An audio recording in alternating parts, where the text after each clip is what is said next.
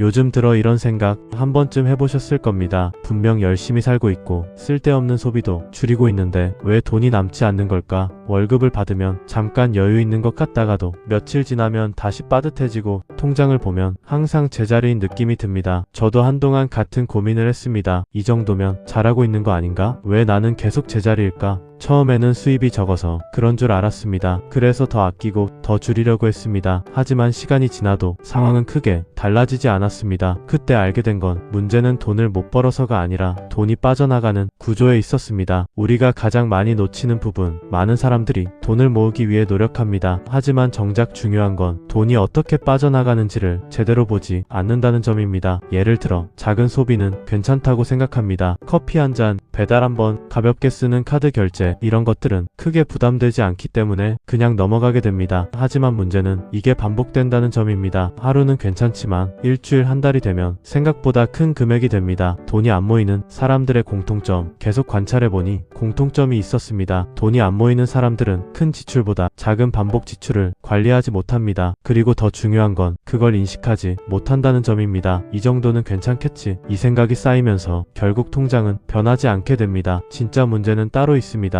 하지만 더 중요한 문제는 소비 자체가 아니라 기준이 없다는 것입니다. 어디까지 써도 되는지, 얼마를 남겨야 하는지 기준이 없기 때문에 상황에 따라 계속 흔들리게 됩니다. 이 상태에서는 아무리 열심히 살아도 돈이 남기 어렵습니다. 바꾸고 나서 달라진 점, 저도 이걸 깨닫고 나서 한 가지를 바꿨습니다. 얼마를 쓸지가 아니라 얼마를 남길지 먼저 정했습니다. 그리고 남는 돈이 아니라 남겨야 할 돈을 기준으로 생활을 맞추기 시작했습니다. 이렇게 바꾸고 나니 신기하게도 돈이 조금씩 쌓이기 시작했습니다. 큰 변화는 아니었지만 확실히 흐름이 달라졌습니다. 돈이 안 모이는 이유는 능력이 부족해서가 아닙니다. 대부분은 습관과 구조의 문제입니다. 지금까지 열심히 했는데도 결과가 같았다면 방법이 아니라 방향을 바꿔야 할 시점일 수 있습니다. 작은 소비 하나, 작은 기준 하나가 결국 큰 차이를 만듭니다. 이런 현실적인 돈 이야기 계속 전해드립니다.